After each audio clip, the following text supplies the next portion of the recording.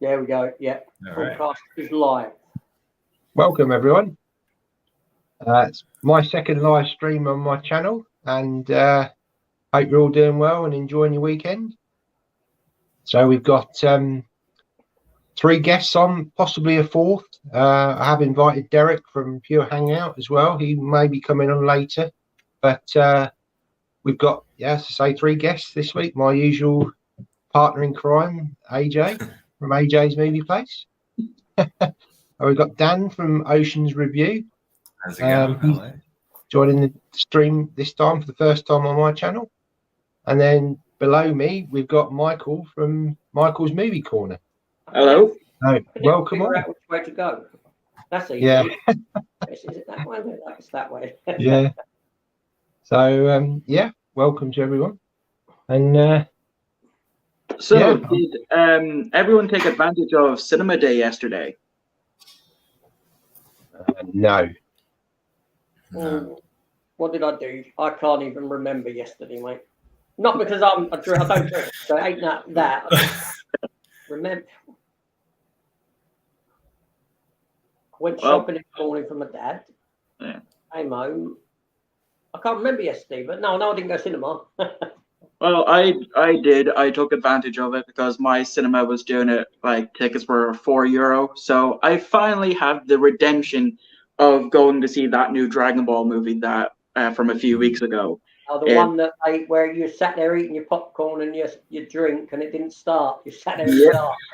10 minutes waiting for it to start. It didn't start. Thankfully, this time it did. I got in just as the ads were playing, and there was a few people, unlike the first time when I went, when there was absolutely no one there. Yeah. And they didn't even refund you for the popcorn and the drink. No, just the movie ticket. You weren't seeing the film. That's ridiculous. Yeah. We've got one comment just come in, and this is Popcorn and Horror. So Ash from Popcorn and Horror. Hello, Ash. How you keeping? All right? Just watched Ash. He's just had some subscriber mail, a huge box he's received from a subscriber of his from America. And he's got a lot of Region 1 DVDs and Blu-rays that have been sent to him. It's a good video. I was having a little discussion about region 3 players. Do any of you have Region 3 players? To be quite honest, it's the first I've really heard of something like this since joining this community. Because the most I don't buy new. I always buy used when I'm out collecting. So it's very rarely that I will come across a Region A or 1 or 2 type of situation. Okay. I've just got Derek just put a comment on, so I'm going to just pop that up in a second. But sorry, carry on. Who's next? Up above me? Either of you, About Region 3. Yeah. Yeah. It seems like most of the movies that I find, sometimes they're multi-region even. It's kind of weird. Like a lot of movies, a lot of Blu-rays, I find they're multi-region and some aren't. Like obviously here in Australia, we're Region B. So yeah, I don't know. And then there's some players, feels like, there's some of them are multi-region. Most of them, I feel like they're Region B, the ones that you buy. Like if you want to buy one, like they don't really offer it, like the multi-region players here, unless you obviously like buy online or something. Then you can get them from Amazon, the multi-region players. But because I know that 4Ks, they're they're region free, aren't they? They are, yeah. Yeah, you don't really need I to think worry that's about kind of that. Yeah. Obviously, if you're just coming into collecting and you're just going for the 4K, then you're covered. But certainly on Blu-ray and DVD, you've still got the region coding. I know with any Warner Brothers titles you pick up, you'll find they're all region free. Okay.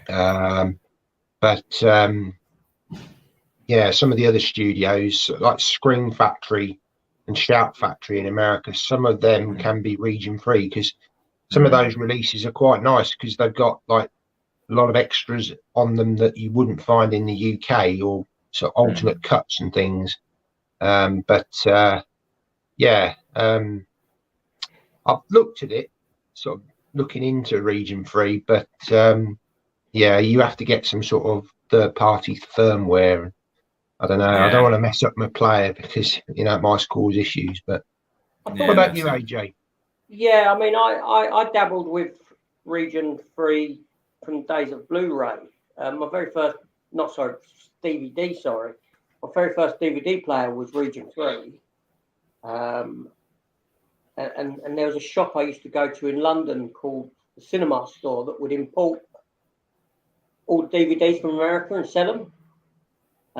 Obviously, they have a bit of an inflated cost, but I mean, I do remember getting The Punisher 2004 Thomas Jane 1 before it had even hit cinemas in this country on DVD. And as far as DVD goes, not Blu-ray, but with DVD, there's always been a back door into most players. Like, just all you got to do is enter a code or something. But you have to go online to find out what that code would be for that specific make of player to enable it to play the Region 1 DVDs.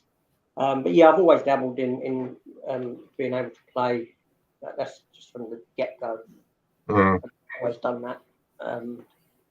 Because you've been picking up the Superboy DVDs recently, haven't you, from America?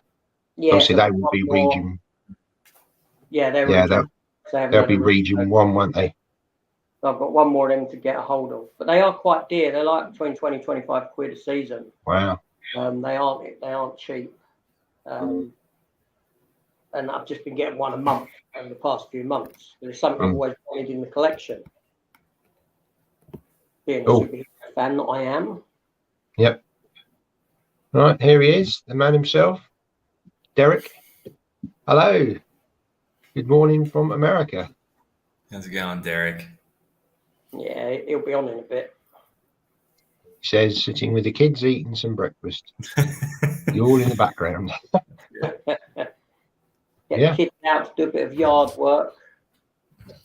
He might actually. I won't spoil it for him, but I bought a video. I bought a film based on the chat last week, actually, that he mentioned, and started watching it last night. But I haven't finished it yet. I'll be finishing it later when the missus comes in. Cool. Well, for anyone who's watching, I haven't got any more comments at the moment, but please subscribe to, go and have a look at Michael's Movie Corner and subscribe to his channel. He's got a great channel. Just tell us a little bit about your channel, Michael, and what videos you do. Right now, I do pickups videos. Right now, it's kind of been an every month thing now. I also do live DVD and Blu-ray hunts inspired by AJ. He's the one who actually inspired me to start doing those. Episode 10 released there on Monday, and I am taking a small little break from doing those so I don't get too burnt out. I also do movie reviews. I have a brand new series starting up on the 12th, which is going to be called First Viewings, where I own a lot of movies that I've never seen before. So at random, I'll pick a movie on a spin wheel, and whatever it gets, that's what I'm reviewing. So episode 1 for that is going to be on Good Will Hunting. And that was a challenge to do for this review. I'm not going to lie. The amount of script rewrites, if you've seen my Instagram, you'll know what I'm talking about. It was a trial and a half. But I also post some Doctor Who related videos every now and again as well. Cool. And also we've got Dan from Ocean Reviews. Again, hello. Please go and check out his channel and subscribe. And over to you, Dan, if you can just give us a little bit of a brief overview of your channel. So I pretty much do like Blu-ray pickup videos, reviews, movie reviews. I'm starting a series on my channel where I talk about, I guess, like movie related collectibles. So I'm starting that up soon. You'll see a video in the future, maybe in the next couple of weeks, I think. Cool. Of, I'm actually me going to be talking. looking forward to that. That definitely sounds very interesting. Yeah, no, I've picked up another Funko Pop. I know AJ doesn't like them, but I'm looking at He's got 4 one. Funkos right in front of me that I did not buy. 3 of them were bought by an ex, and 1 was bought by a friend. So It's not that I don't like them. I don't understand them. I agree with you, AJ. The only reason why I have them is because they were gifts. That's the only reason. I appreciate that people collect and they like what they collect. I just don't understand the appeal of these little head bob things that because as you know, I collect figures and statues of. Yeah. So when I go to Funko Pop Arena, they're like silly little, not to be disrespectful of them, but they're like silly little things that are joking and I'm more the other way. And I just don't understand the appeal. That's all it is. But yes, 1 I've got. That's it. And that's how it's staying, 1. Yeah. I Me wish too. I could have stuck at 1. I think again, if you start going down that rabbit hole, the trouble is like again, like everything, it's space, isn't it? These things, it's 1 or 2 is fine, but when you start getting like 10, 20, 50, 100, where do you store all this stuff? That's my problem with physical media. I mean, I've been collecting for about a year now, and I only have this 1 bookcase and a smaller one that's holding my entire collection. I'm constantly trying to find ways around putting off buying a new bookcase as much as possible. That right now is buying Blu-ray upgrades for what I already have on DVD. It's a constant challenge. But the thing is the collector in you will always be out and about, and you'll say, "Oh, let me just get that." I know at least 2 or 3 times a week, depending on what mood I'm in, and guaranteed I'm always coming home with at least 1 or 2 things because it's so cheap. That's what I love about collecting movies. It's really cheap compared to my past hobbies. Yeah, that's it. No, you're definitely right. Well, cheap. Yeah, it can get expensive, can't it, AJ? It can, and that's why I envy people who are coming into the game now and just collecting films, because you can go out and you can, when I see, there's times when I'll go into like a CEX and I'll see a film that is 2-3 quid, and I remember buying it full price on release, and I haven't even rewatched it yet. And you sit back and you think, why didn't I just wait? That's what I'm doing right now. That's why I don't buy anything new. I'll wait for it to go into a CEX or a charity shop for a decent enough price. I'm like, all right, I'll pick it up then. Yeah, no, I envy that way of collecting. I really do. But, yeah. And the thing is, they don't take long to come down in price now either. They don't hold their value for very long. No, I mean, even movies that come out right now, comparing the price like €20 for a Blu-ray, but looking in CEX, it's already down to 15, 12, and it only just come out a week ago. No, absolutely, because I saw Sonic 2. Sonic 2 had got a 4K release on the Monday, and my local CEX had the HMV version with the comic book in, with the slip, and it was 20 quid. It was £5 cheaper, and that's like 5 days later. So it just shows, really. Yeah. We've just got a few comments that have come in, so we'll just go through them. We've got Stacey Stevens. Hello. Hello. Stacey. We've got Gary North. Good afternoon. Hello, Gary. Hello. And then we've got Ash from Popcorn and Horrors asking us a question. So, what's your favourite genre of movies? So, we'll start with Dan. What's your favourite genre? Favorite genre? I think at the moment, I'd have to say I'm feeling the horror stuff at the moment. Right. Yeah, I'm exploring more of the horror genre. So that'd be my favorite. Yeah. What sort of films have you been watching recently? On the horror I genre? wouldn't say recently, but I've sort of been on the lookout to pick up some new things, especially for when Halloween comes around. I'll be watching the new Halloween movie when that comes out. I Still really haven't want seen any of the Halloween movies. I probably should get on that. Yeah, no, I need to see the some of the other ones. I've seen the Rob Zombie Halloween movies, but yeah, I need to get the Nightmare on Elm Street movies. I need to pick those up, but I want to get like there's a set I want to get. It's from the UK, so I'll have to import that one. But yeah, no, recently I've just been getting through like the Friday the 13th movies. Need to get through those. And I'll probably just do that in October, like save it. I'm savoring it, just October. Good month for horror. Yeah. And what about you, Michael? What's your favourite genre? I don't even know, to be quite honest. I mean, you've seen my pickups videos. I collect a wide range of things. Yeah. And even like thinking on my top 3 favorite movies, it's all different things. Like my top 3 is Howl's Moving Castle, a Japanese animated film, Star Trek First Contact, a sci-fi kind of horror one, and Nowhere Boy, which is a Beatles biopic. So it's hard Wide range. Yeah. to put down just one favorite genre. That's fair enough. I mean, yeah. And I think depending on what sort of stage of life you are, I think your genre may change. So you might be into one thing, and then a few years down the line, your tastes change, and you might find you're into something else. It's very fluid, I think. Like you say, I think there's so many different genres, so it's difficult to kind of pinpoint sometimes, unless you are specific, like horror. That's all you collect, and there are people out there that aren't just that, but yeah. And obviously, over to yourself, AJ. I think we know pretty much it would be, I'd say the superhero genre, being, as you know, comic collector for 35 years. I feel like I've said that thousands of times. So that side of it, yes. But sci-fi, I love sci-fi. Yeah.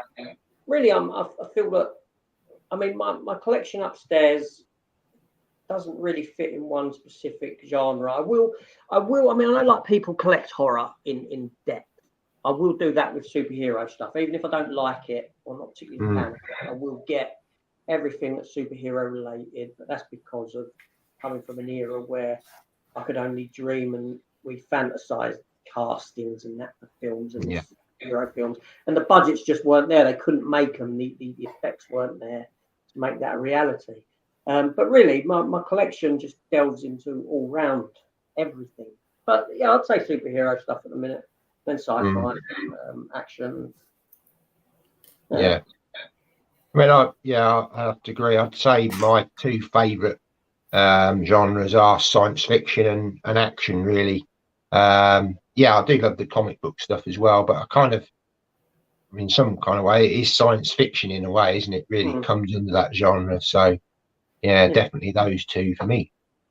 All right. So we've got Ian in the house. Welcome. Hi, Ian. Hope you're keeping well. Ian's nearly at 100 subs. I don't know, he might have reached it by now. I know he's at 99. Wow, cool.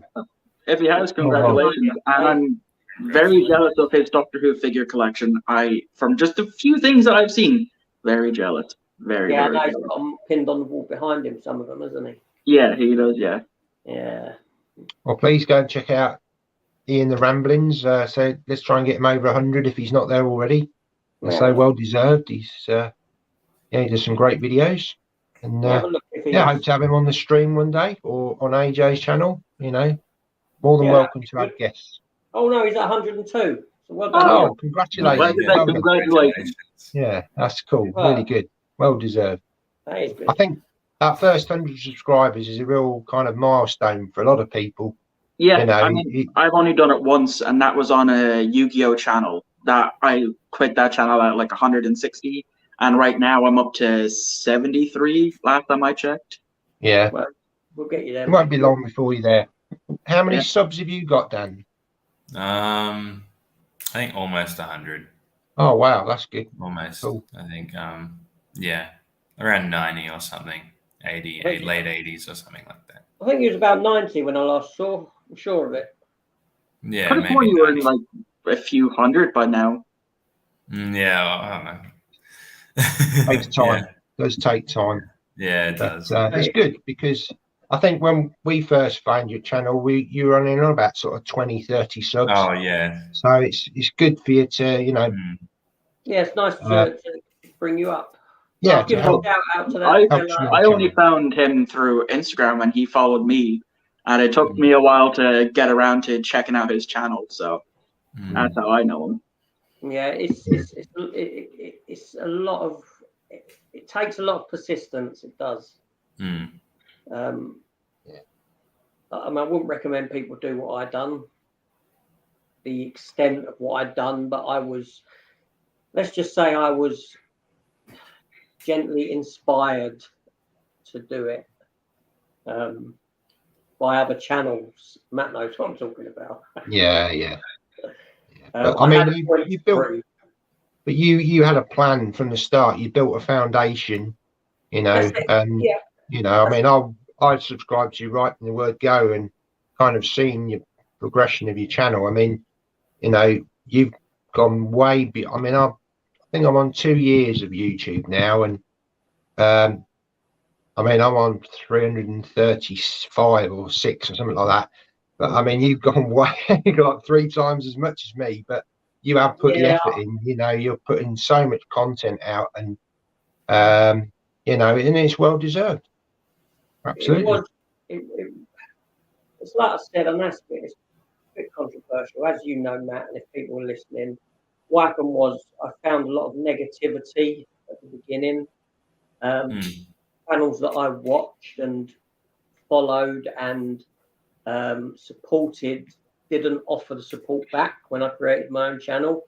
It's like they sort of silenced you. They sort of didn't want you to be doing it. You didn't fit the bill for it, and that in turn, it sort of made me. It sort of rolled me up and said, "Okay, I'm going to prove to you that, and that made me push to the daily videos."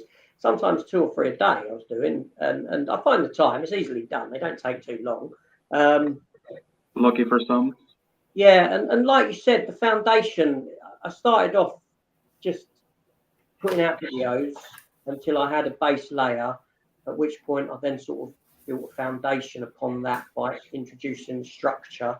So I had the foundation, I introduced structure by, on this day I'd have this video, on this day I'd have this type of video, and just went from there.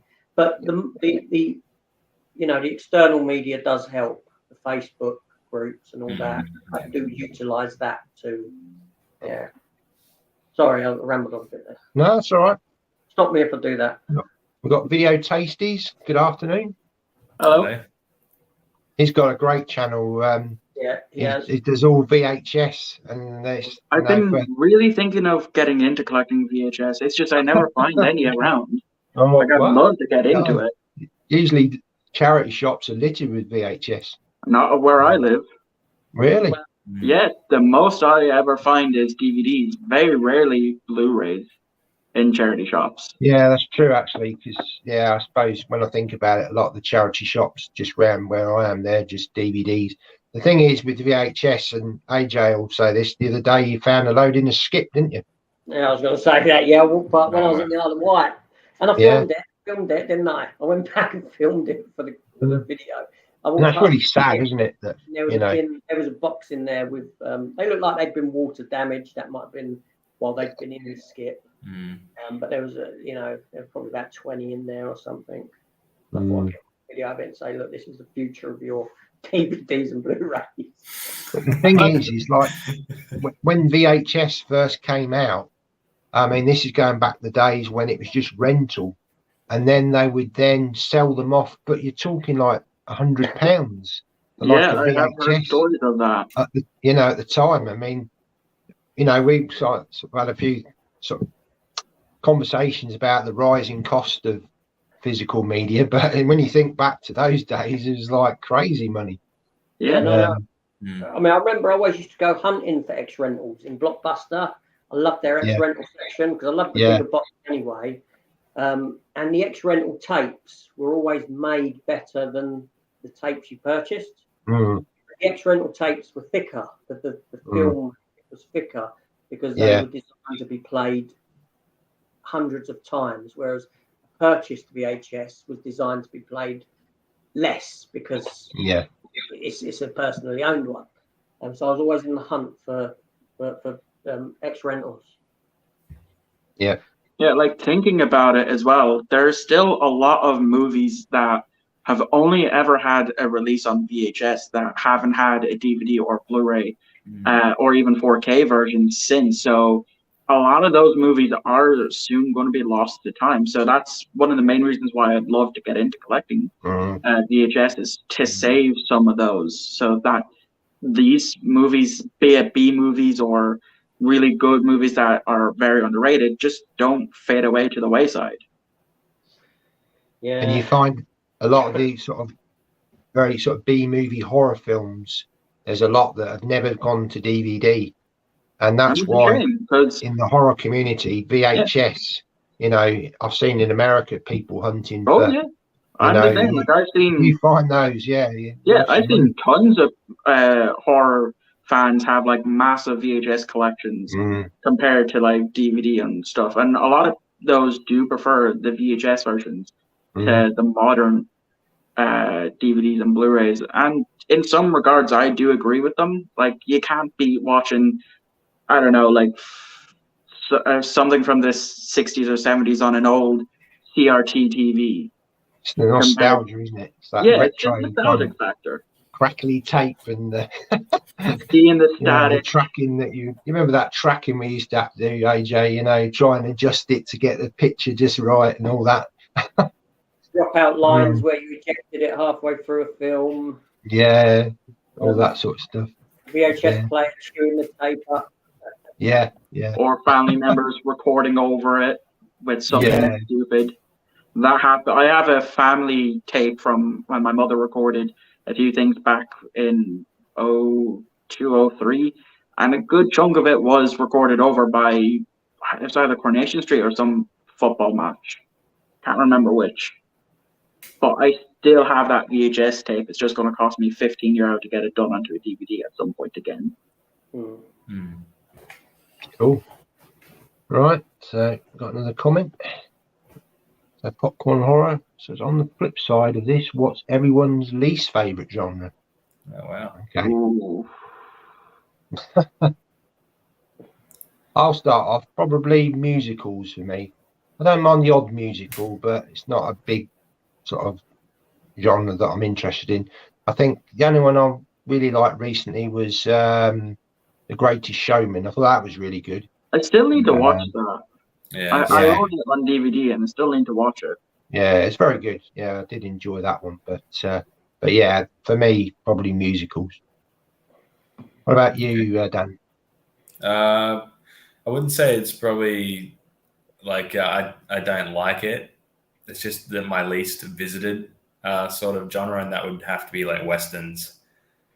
Okay, yeah, just my least visited sort of genre. Never really got into the western sort of genre there.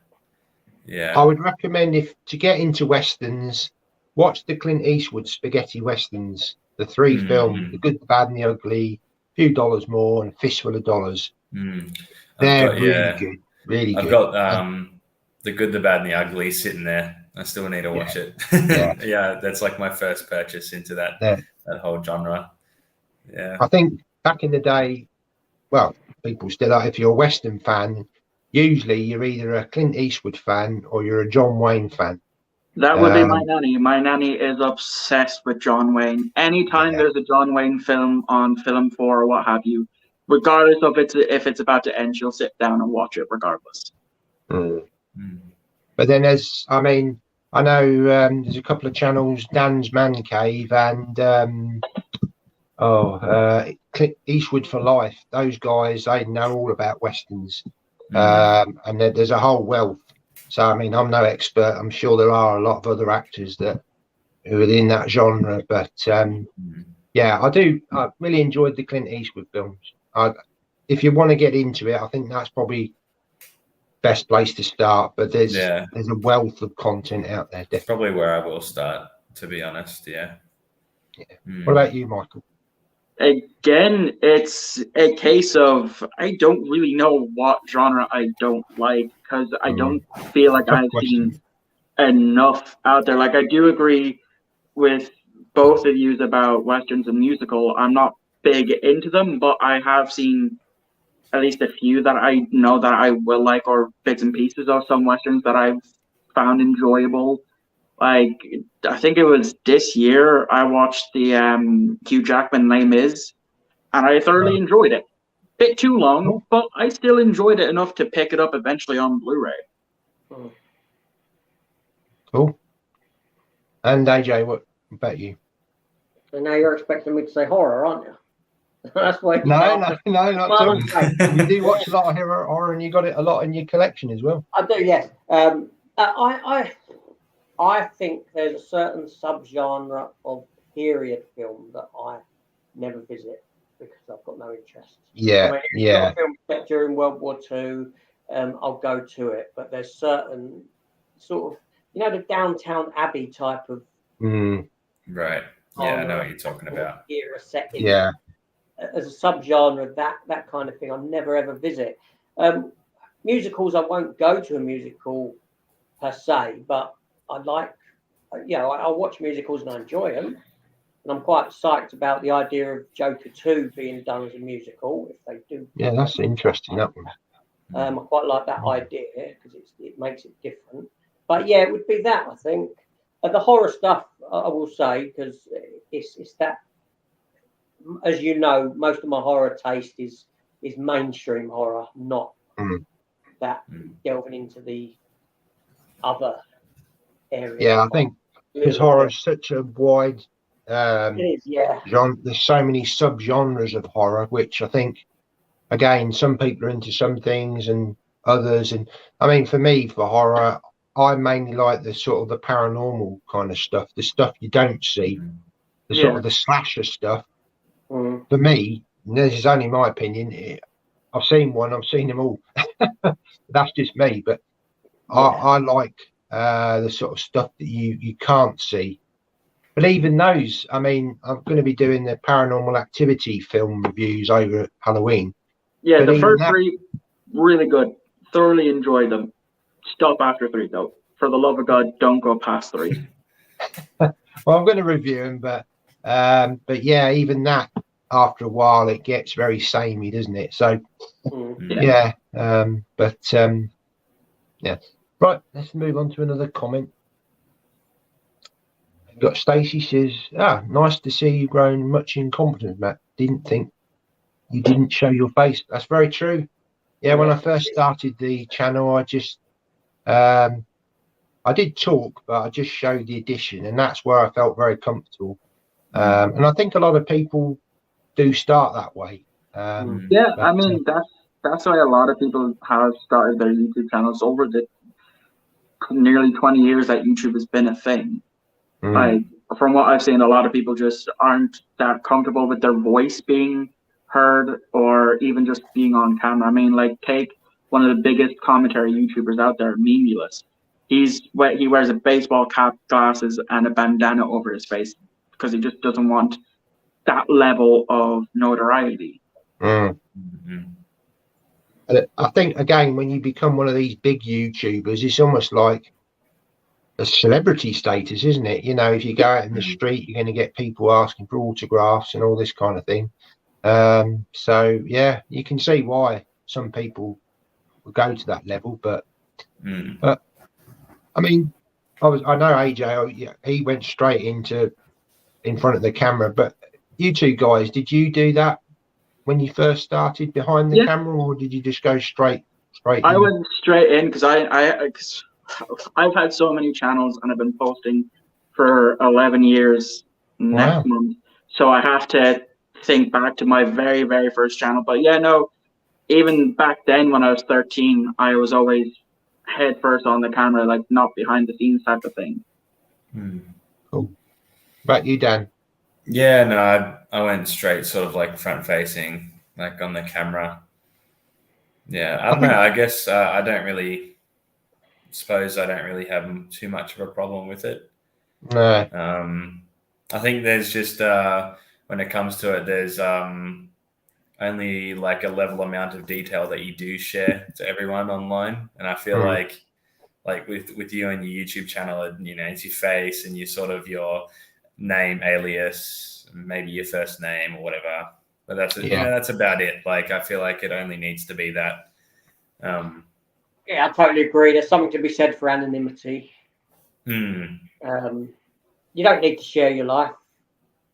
Yeah, no. I've learned this the hard way. Like a couple of years ago, I used to be very oversharing on an old vlog channel, but since then, I've definitely toned it down and how much of my life I do share for those vlogs. Yeah, for me, it's, all about films and, showing the editions. But I have found, I've watched, I've sort of watched the Blu-ray community for many years, and I've found in the last, even more sort of accelerated since the pandemic, live streams now are becoming more and more commonplace. And I think people are finding that it's actually so much more interactive because you're actually talking to each other. It's great watching stuff and commenting, but this sort of medium, you're able to discuss stuff, and it's just so much more interactive, and you get to know each other. And it's great. That's why Twitch is as popular as it is, because you have content creators over there streaming 6 to 8, even 12-hour days of them just playing video games and talking with their communities, and some of them just get massively big, and you'd have anywhere from 50,000-60,000 concurrent viewers to up to at some point sometimes even 100,000 concurrent viewers. It depends on who you are and if you're male or female, unfortunately. I think sort of AJ and I sort of talked about doing the streams sort of together and that, and me doing some on my channel, he doing some on his, but we kind of agreed to sort of keep them to a 2-hour limit, because you can, whilst it's great and you do get into long conversations, sometimes it's almost like, where's that 4 hours gone, and if you during at 2020, I tried streaming for a week straight on Twitch, and by the 40-minute mark I was just dead silent after talking for that long, to the point where I'd only stream for an hour and a half at the max. See, with this format, you could ask, you were getting questions coming in, but if we don't get questions, then we can talk amongst ourselves as well. So it's very flexible. I think having a time limit's a good thing. So I think that first one we done, Matt, that went for 4 hours and 20 minutes. Yeah, it went on for a while, didn't it? And whilst it was good, you do feel quite tired at the end of it. It's quite tiring. Okay. So Ash has just said we'll catch up on the stream, offer some family time. Fair enough. Thank you for joining. Ash. I'll watch your video tomorrow on my commute to work.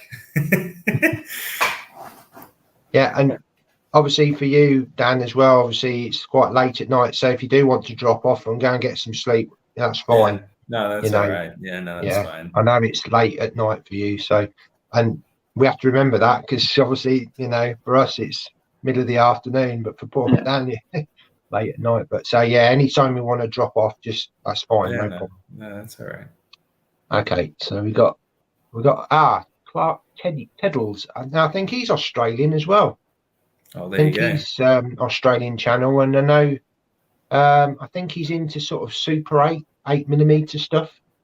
Okay. So you might want to check him out. Yeah, thanks for joining. Of the name. Is that what the channel is? Is the channel the name? Is it? Yeah. Yeah. I'm pretty sure he's into sort of the Super 8. He's got one of these the sort of projectors. So yeah. Okay, so we got another comment from Stacey. What is the worst movie you have seen lately? The worst one I have seen lately is Men. Right, over to you, AJ, first. What's the worst one you've seen? I've done a scathing review of Men. That film was horrible. I know you didn't like it, AJ. I saw that your review. No, I found it to be very well. The overall message of it is that men are bad. Men are all the same. Hence why the actor in it, I can't remember the actor's name, but he's a really good actor. British actor. He's been in some of the Bond films. And hey, there he is. Derek, hello. Hello. Oh, there he is. Sorry to cut you off, AJ. that's all right. I think Derek just likes to make an entrance for himself. That's why he's late. He plans it. So he's like, look, I overshadow everyone else by being late. Yeah. My apologies. No, that's all right, mate. I'm joking with you. Yeah, Go on, sorry. introduce Derek, then we'll come back. Okay, yeah. Okay, yeah, so welcome to Derek from Pure Hangout. I say he's got a great channel comes from America, and yeah, please go and check out his channel. He does these daily run. Well, you tell us what you do, Derek. Yeah, almost every day I pick 3 movies from my movie collection behind me and then rank them in the video, and then ask viewers to rank them in the comments, and then we talk about movies down there. Every once in a while, I'll do a video where I groom my mustache a little bit, but for the most part, everything is movie related. Cool. Yes, please go and check his channel out. Yeah, thanks for having me on. No problem. Yeah. So we got. Have you not met Michael before? I don't think. I know you met Dan last week, but Michael, Dan, Derek, Michael. Yeah, not in person. I just subbed to him, and I think I've seen him in the chat before. I believe. So that's good. I have watched a good few of your videos, and I do enjoy them. They're really well made. Appreciate it. Thank you. So now, one up on last week, we've got UK, Australia, America, and Ireland. Yeah, Okay. we're going global. That's brilliant. Oh dear. Okay. Sorry, go So, on. just to get you up to speed, the latest question we've got, Derek, is what is the worst movie you've seen lately? So, AJ was answering this first, so we'll go back to him because I rudely interrupted him because of your entrance. Derek's So, yeah, over to you, AJ. Timed it. Yeah, like I was saying, Men was. I would agree with Men. Yes, I disliked it. It was. I know that's a cop out, but I gave it a horrible review. It had this message that all men are the same and that they're bad. Basically, that's why one actor played every male role in it. But like I said, he's a really good actor, and you'll have seen him in some Bond films, in the latest ones. He was in Penny Dreadful, the TV series. He played Frankenstein's monster in that, and really brought some emotion to that role. He's a really good actor. I don't know why he done this film. It was weird. It was horrid. It was horrible. As soon as you said worst film and Men in that comment, Stacey, I agree with Men. Yeah, it lingers in my mind and makes me feel just off. It has that sort of a thing to it. Yeah. Okay. So, what about you, Derek? Well, with Men, I think I'm going to watch that in October. I watch a horror or fall, autumn movie every day. So I think we put that on our list as one of the lead up to Halloween movies. So a little worried about it now. No, don't. It's just my opinion. I mean, I appreciate that art is subjective and doing things different. So, you might love it. Doubt it. So, yeah, worst movie for me. That sort of gave me a feeling of I don't like this was Human Centipede 2, the second one. So you fine with the first one? Yeah. What do you say? Well, the first one is very much like a movie, so you can like separate yourself from it. But the second one is as if it takes place in our world and we're watching like a super fan of that movie. Like reenact everything that he saw in the movie. Like, he's inspired by the film, and it's in black and white. It's extra gritty. Like, it's not cinematic. It's a little too realistic, and it's absolutely disgusting. My wife and I, we looked over at each other and we're like, this is bad. This does not make us feel good. But we finished it, but it was too gross and not good. I've got to take my hat off to you for even going into the second one. So does it come across then a lot like a snuff film? Yeah, it does. Not that I've seen a snuff film, I wouldn't know, but that's, you know what I'm saying. Well, it's done in that sort of vein, is it? But as the way they're, from what I hear about snuff films, it's like that. It just has kind of an extreme realism to it, other than the fact it's in black and white. And yeah, I think it was too far for me anyway. I don't think I want to delve into that at all myself. Yeah. Okay, so what about you, Dan? Well, last month I watched Licorice Pizza for the first time, and I didn't like that movie at all. Like, I didn't like the sort of the characters, the chemistry they had. I felt like it was just weird. Like, I don't know, it just didn't really rub well with me at all. I really didn't like the movie, how it just had no direction whatsoever. It was like almost like it was just thrown together, like just randomly. It was so random. And to be honest, like, I didn't really care for like the other like special like appearances either. Like, there was Bradley Cooper in it. Like, I didn't really think much of him in it, to be honest. And yeah, I didn't like it at all. Well, sorry, your audio cut out. What film was that? Licorice Pizza. Oh, yeah, it's another one I didn't like. Yeah. I was quite critical of as well, yes. There we go. Yeah, it's kind of strange that some people like it, which is fine. I don't really see the appeal, though. I don't. Yeah. Have any of you guys seen it besides AJ, Licorice Pizza? No. Never even heard of it. No. It's come up on Amazon now. I might. Yeah, I'm not so sure. It was nominated for. It was nominated for Best Picture, and that's an Academy Award hat there. So I'm trying to get as familiar as I can with the Best Picture nominees. Anyway, I used to watch them all, every nominee, but now just Best Picture, just because I don't know, life's too busy now. But yeah, I kind of like that movie. I like those slice of life style films. So you're right. It didn't have much direction in terms of for the characters to move forward. I don't know. I guess it had a bit, but I don't know. As a slice of life movie, I really liked it. Yeah, but I'm meant to buy in it that this kid is 15 and acting like he's 25. Yeah, that was just strange. That I couldn't get around. Yeah, the guy was more mature than the girl.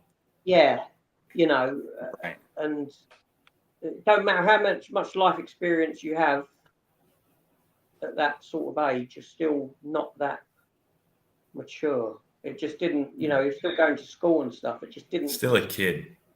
And the fact that he was going after this girl that was older, and then she was interested in him, just a bit sort of noncy. Oh wait, I think I have heard of this. I think Straw Hat Goofy on TikTok talked about how shit this was. So I'm glad I didn't see it now. Well, you might like it. I said that's subjective. Films are what they like. I think a lot of people in the community, the film community, that we see, jumped onto it because they felt it was. When you jump on something because you feel it makes you feel more intelligent. You get what I'm saying? I feel that a lot of people done that, and then they're scared to say what they truly think. But I didn't like it at all. And then over to you, Michael. The only one that's coming to mind is Good Will Hunting, but that's just because I found it overrated, and Okay. I was confused halfway through to the point that I had to look up the plot, and it just didn't grip me enough to the point where it's on my phone for most of it as well. So, unfortunately, as much as it is a beloved movie, I'm going to have to say Good Will Hunting. Fair enough. Now, didn't Well, for me, Derek, Derek, didn't you pull that a little while ago? Yeah, just a few days ago. Yeah, that's right. Robin Yeah. Williams won an Oscar for that one. Probably numerous other awards. Yeah, where did and that you was rank that in your poll? I think I had it as number 1, but I can't remember the 3 that I had. Yeah. But yeah, that was kind of and that was like Ben Affleck and Matt Damon sort of there. I mean, they'd been in Hollywood, but that was like their Magnum opus. Yeah, like there were parts that I liked. Like I definitely saw myself a lot in Matt Damon's character in terms of how dealing with therapy and not taking it too seriously and stuff. And I have to say that beard that Robin Williams had in that movie is probably his second best beard I've ever seen him have. The honor to that goes to the beard he had during the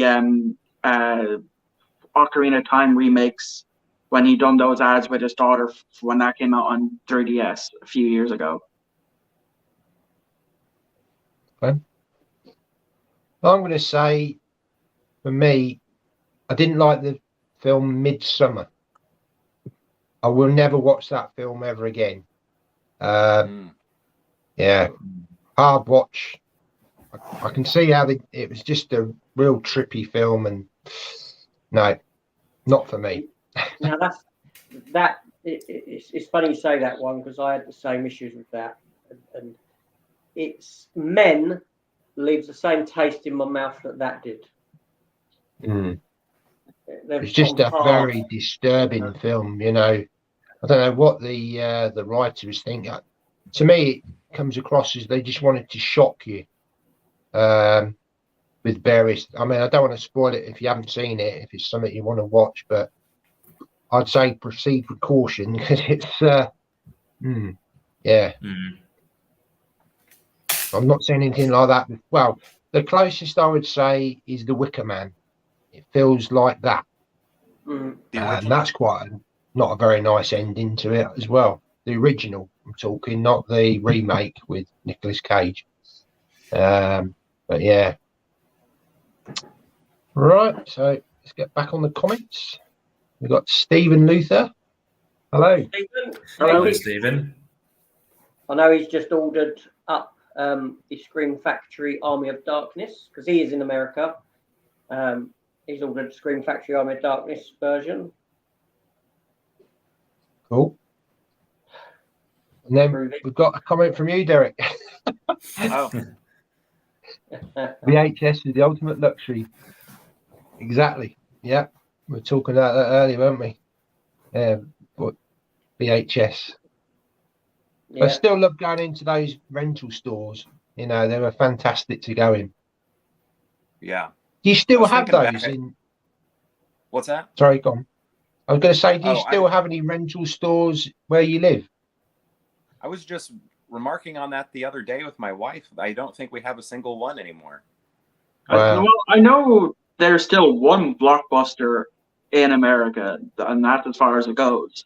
As for Ireland, I know Extravision is kind of like America's Redbox, I believe it is, where it's pick up and drop off. Yeah, we have that. Yeah, that's the way Extravision has gone now. It used to have a load of stores like Blockbuster and Chartbuster and all of those, and then as they all do, they go belly up. Yeah, I think our last Blockbuster is either in Alaska or Oregon. I can't remember. One of those states out west. I think it might be Oregon, because I know Cinemassacre, he went to the last one a few years ago. Yeah, I've seen the video to go into it, and I think they've got like a big subscription because it is the last one. Yeah, they've got a lot of people going there, so it's still nice to have that. But I'm sure is it Family Video? I think there's a big chain called Family Video. Yeah, and depending on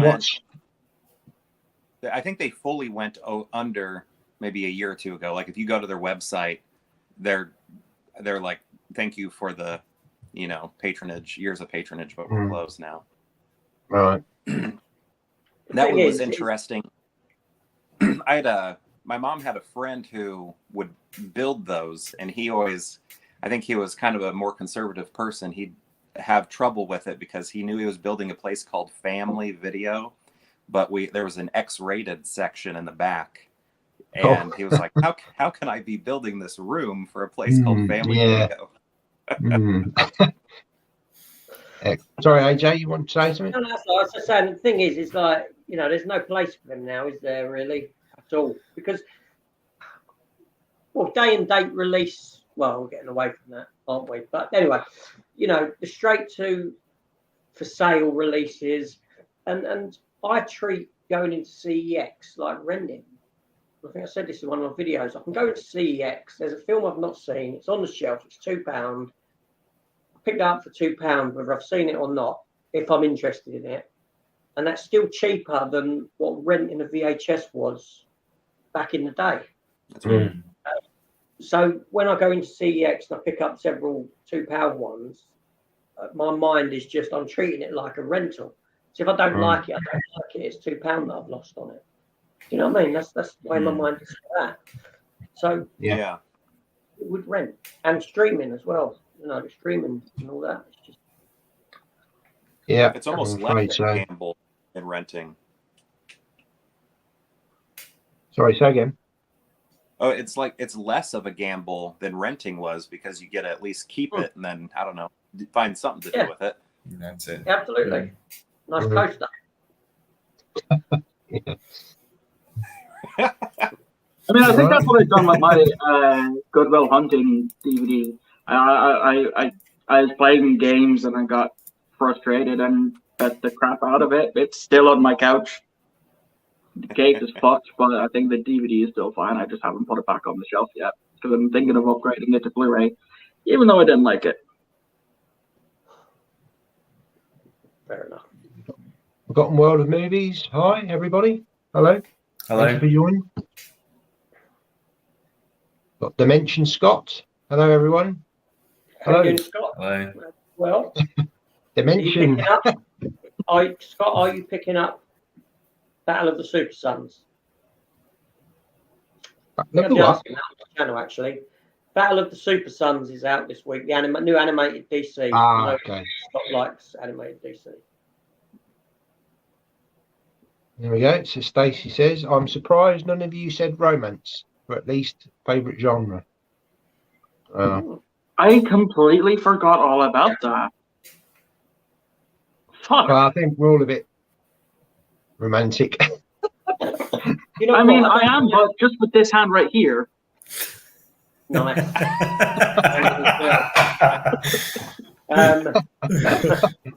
You know what? I don't mind a romantic film. No.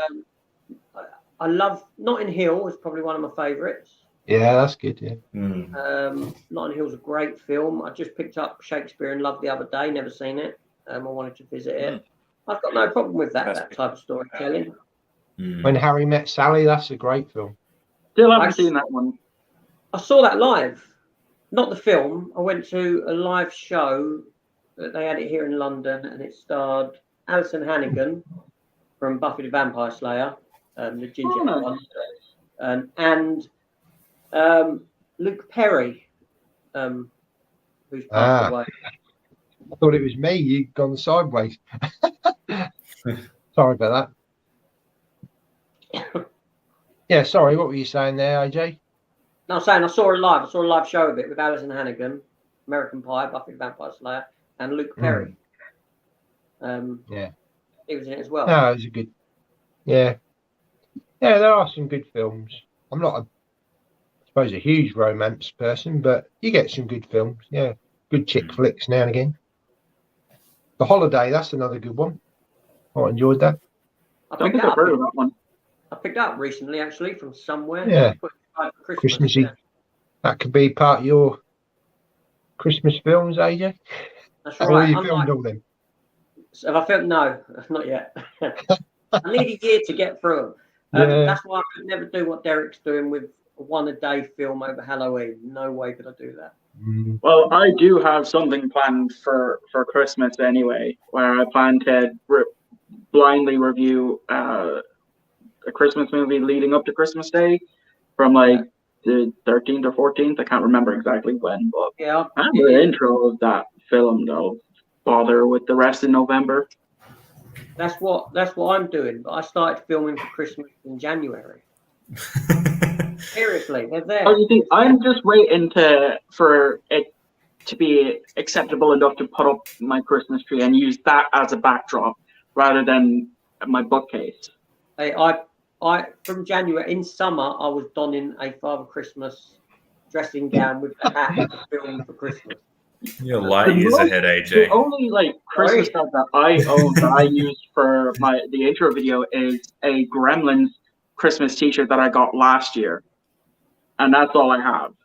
I still actually need to watch Gremlins, but Gremlins is a Christmas movie, so that's going to be on the list anyway. All right, fair enough. AJ's got the full outfit. Got the beard as well, haven't you? I did have.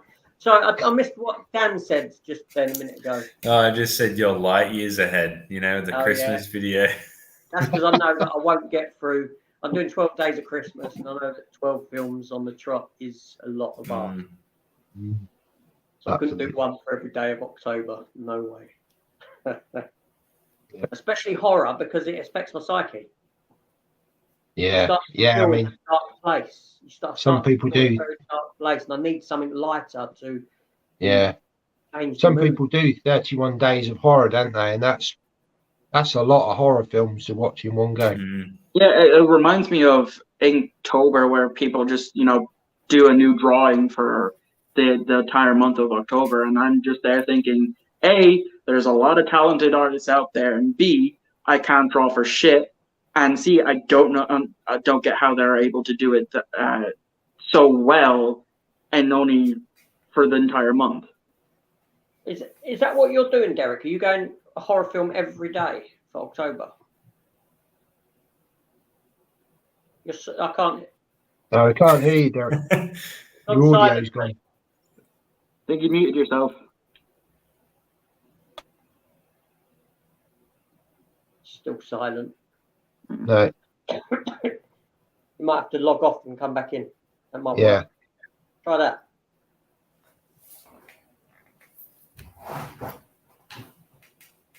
No, can't hear you. Yeah, okay. He's just talking. Any lip readers in? I can't leave. No, but I have been wanting to We'll get sign subtitles language. up. Can't see his lips anyway because of that moustache. Yeah, That is one beautiful he's moustache. frozen now. His internet's gone. Need a few more pennies in the meter. Right. Okay, so we've got Movie Mad in the house. Hello? Hello?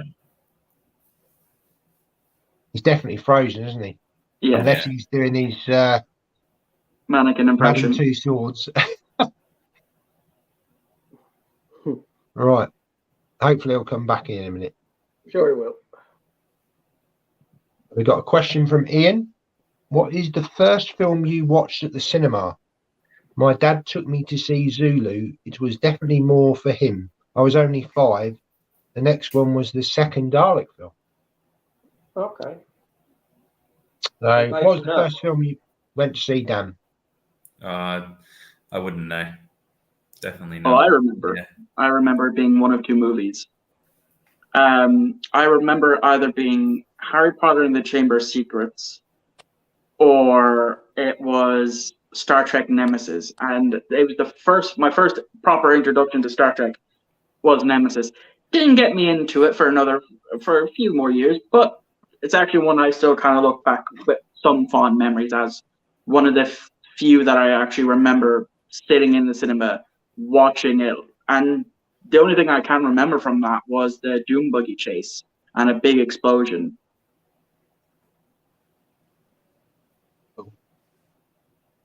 About you, Derek. Can you hear us now? Yeah, can you hear me okay? Yeah, Yep. brilliant. Yeah. Okay.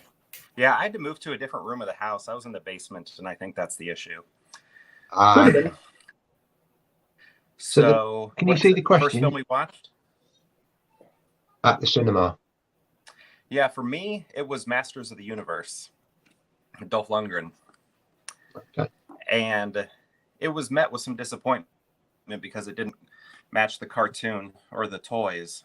So, I mean, I still liked it because it was what it was and the experience and all of that, but there were a lot of questions afterwards. Where was this person? Where was this person? Why did this person look like this? You know, where's Orko? So Where's basically, it's Battlecat? like it was like a book to movie thing where they were like, "Oh, where was this scene? Where was this character?" type of thing. Yeah. And I remember that walking out of the theater thinking this was not what I was thinking it was going to be. No, that was that they funded that film by reducing the cost of Superman 4 by 50%. Oh wow! Oh, Didn't wow. know that. That's how they got He-Man made, because it was canon as well as Master Universe was canon, and they had a budget for Superman 4, and they reduced that by 50%. For that 50% to go and fund Masters of the Universe. And you can tell that from that film as well. It's terrible, isn't it? Superman 4. Yeah, Some the of the stuff was done in Milton Keynes for It Superman was, 4. yeah. The underground stuff was done here in London. But if ever a film needed a remake, I would say Master of the Universe. I was going to say that. Yeah, I think that's think right with for a remake, isn't it? Yeah, with the success of the modern cartoon version of it, as well as She-Ra, I definitely could see it happening. Either it be like set in the new He-Man cartoon universe, or have it as a live-action one. It'd be something that would definitely happen, I'd say, in a couple of years' time. Now, if they did remake it, do you think they should make it for children, which was the target audience of He-Man, or for us who grew up with it and are now grown? Like, who should the target audience be for a He-Man remake? Well, again, it's one of those difficult things. Like, if you look at the modern Transformer films, are they more geared to the kids or to the adults who grew up watching them as kids? Both done really well. The new audience. The same with the Teenage Mutant Ninja Turtle movies. It was geared towards both new audiences and the original fans. See, me personally, I think they could do a Masters of the Universe. I mean, I'm thinking of the MCU as a structure here. As you know, you've got the MCU, which is bright, colourful. It's accessible to children, but it's also accessible to adults. If you go to it, if you approach it like that, and come somewhere in the middle between adult and child, you could probably come out with a pretty good interpretation. Visually, you'd want it to be aesthetically as the old He-Man, obviously, in every single way, but with a bit of maturity in the storytelling. Who would play the part, though, of He-Man? Well, me, obviously. Look at that. In your bloody dreams. I don't know who'd be who'd make a good He-Man. I don't know what, but my first thought was Henry Cavill. Oh. Possibly. Oh, he's got the body for it, hasn't he? Yeah. Well, I mean, you know, Schwarzenegger's too old now, isn't he? Dolph Lundgren, I mean, he's knocking on even Stallone, they're all, you've not really got any of these new action stars coming up, have you? The big muscly guys that I can think the bodybuilders. we're running short on the bodybuilders.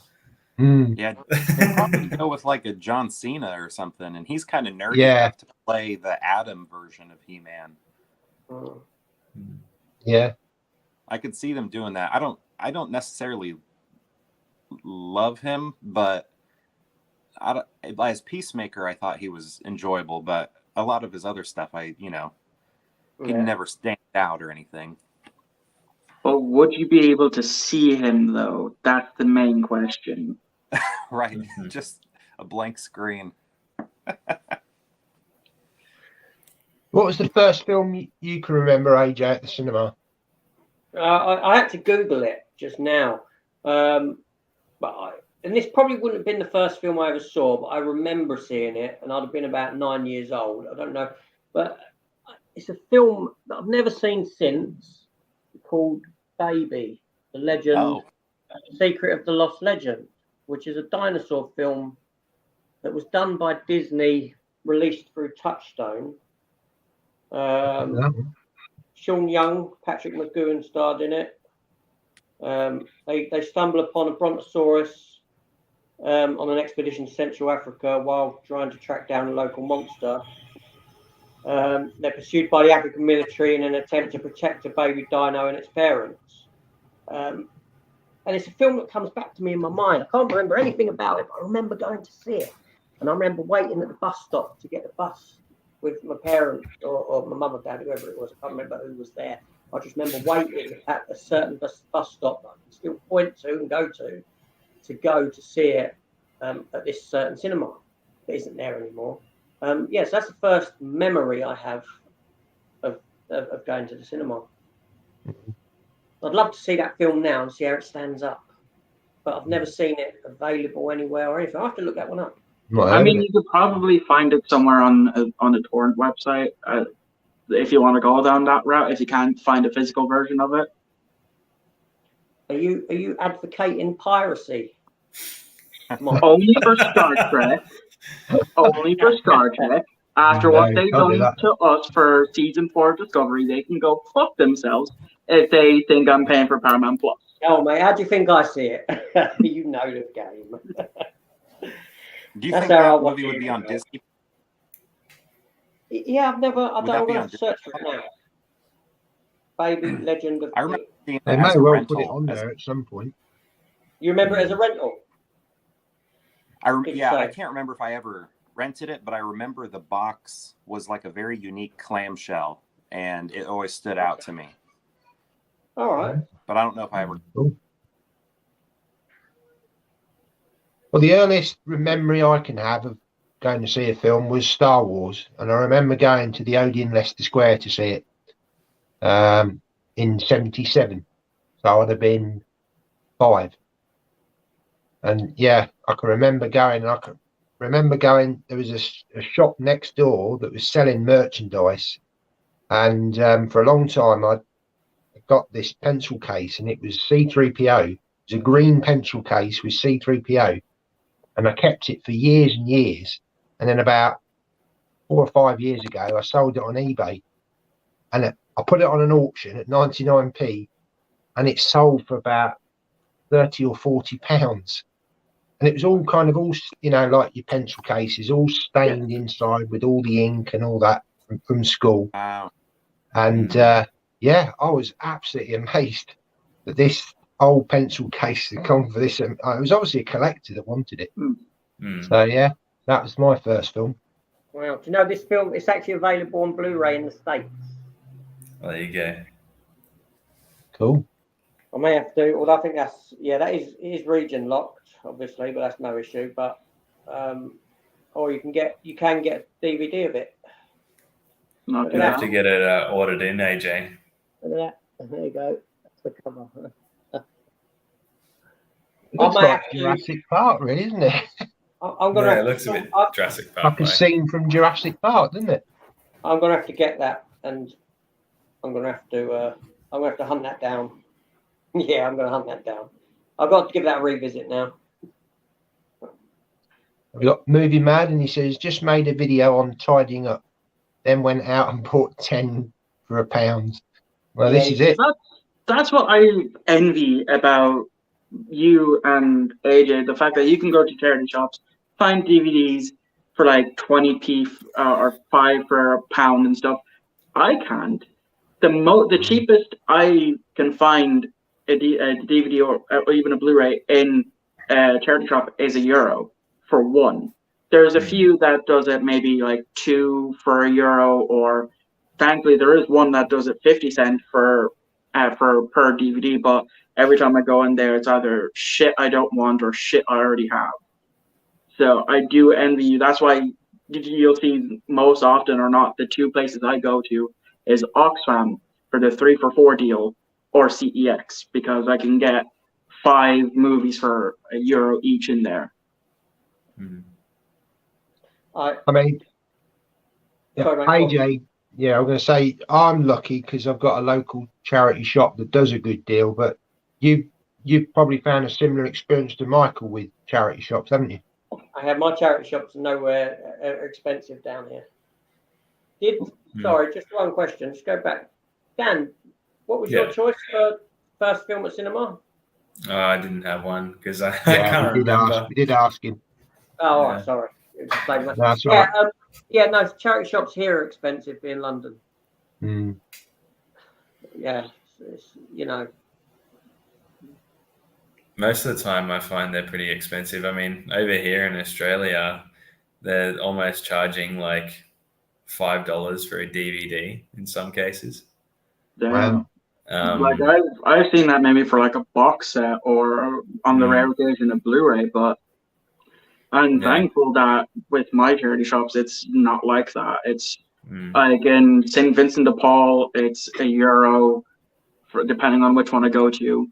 For Oxfam, it's €2 or the 3 for 4 deal, and that's about it. Because where I live in Avon, it's a very small town, so I know all my charity shops, so I know which ones to hit and which ones to not go to. Mm-hmm. Mm. Oh, I think we've lost Derek again. I think his signal gone out again. Got Jim Jam Movies and TV. Hello, good afternoon. Hello. Afternoon.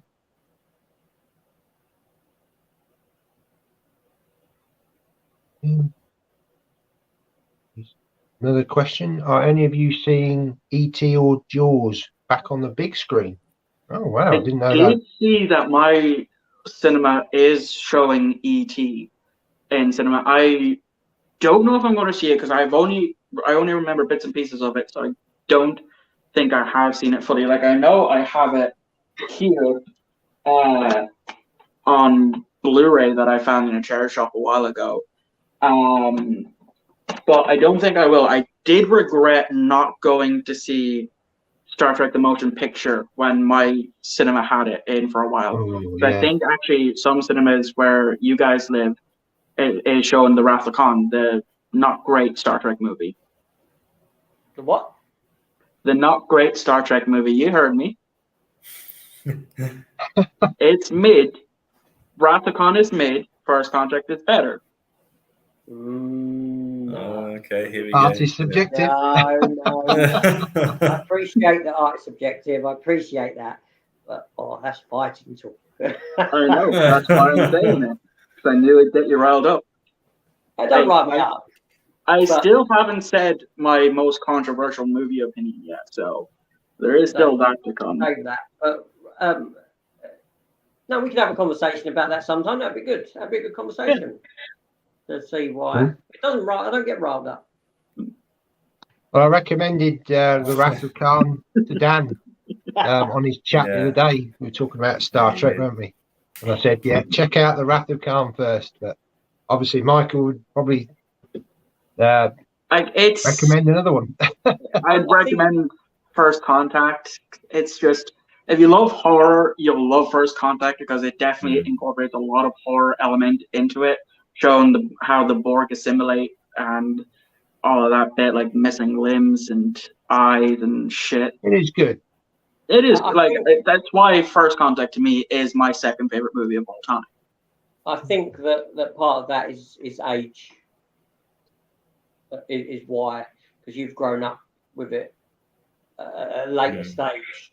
Yeah, I've been a fan of Star Trek for about 10, 11 years now, and I didn't grow up on TOS. I'm not a big fan of TOS. I've seen a handful of episodes I know I like, but I grew up mainly on TNG and Voyager, and I love Voyager. Voyager is the best Star Trek series out there, followed by Deep Space Nine.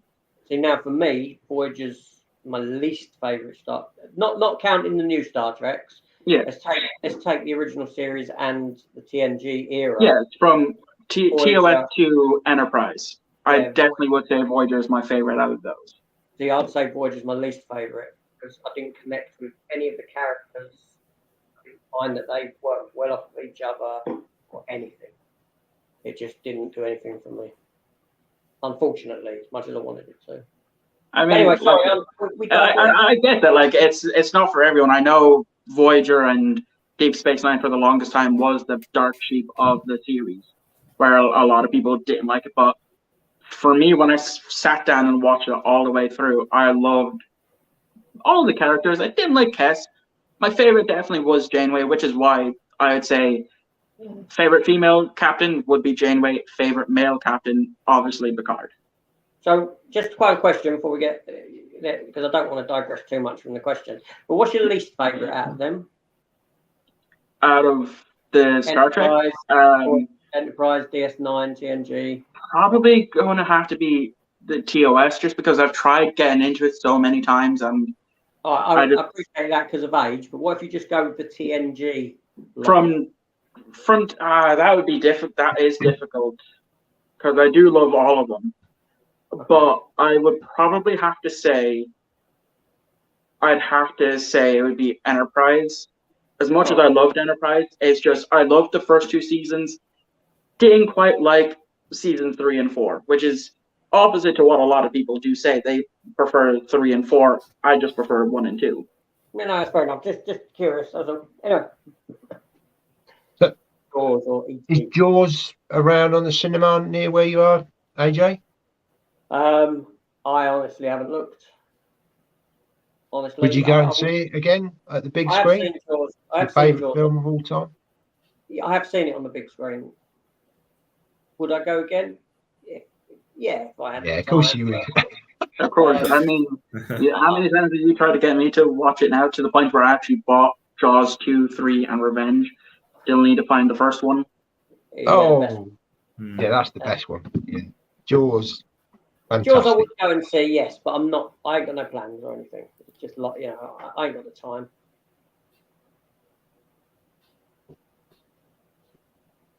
Dimension says it's morning where I am. Yep. I don't know what's happened with. Oh, here he comes. He's coming back. He did leave a message at the bottom of the chat saying, "There he is, having all sorts of trouble." So this will probably be my last attempt. I don't know. Something's going on with my internet. Apologies. Well, at least you're back. You're back. That's all right, mate. We know. Okay, so Jim Jam says, "What's the best find that you have found from a charity shop?" Are we talking strictly movies here, or can it be anything? Well, yeah, open it up. Yeah. I'll be back in 1 minute. Yep. I think the best thing I found in a charity shop recently was 2 months ago when I found like a rare PlayStation 1 game. I found that it was Dino Crisis. Okay. And like I had no way of testing it. I cleaned it up in CEX and I listed it on eBay, took best offer, and I sold it for $27 plus shipping. Wow, cool. That's pretty And how much did it cost you?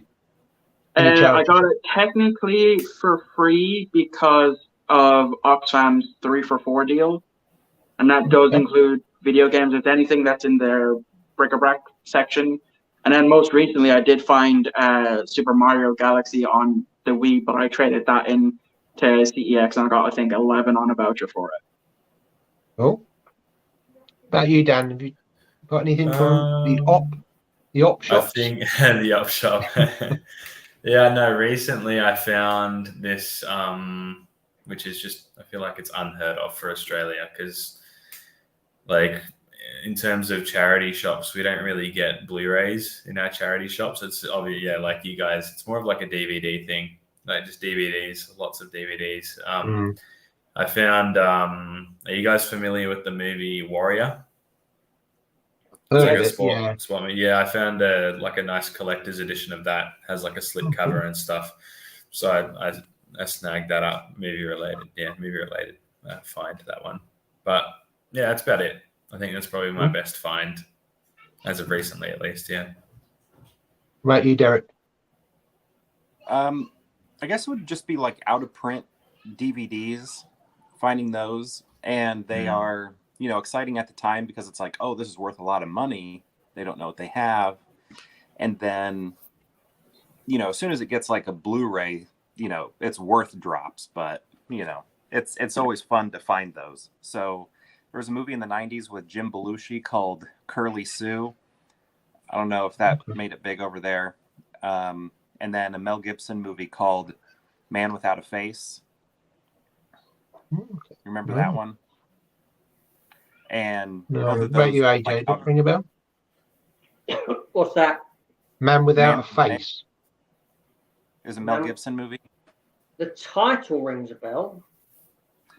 Yeah, I can't remember why in the film, but he had a really scarred up face, and he was like a tutor, for, I don't know, maybe English or math. It's been a while since I've seen it, but that was an out of print one. So, those at the time, like when you find them, they're worth lots of money, but then, they come out with a Blu-ray and then it, plummets, but it's fun to have that moment. So I would say those two were big ones for me. Cause I think, online you could sell them for 50 something if you wanted to, or if you wanted to 50 something, but now I don't think they're worth anything. I'm sure they probably got Blu-ray releases by now. Cool.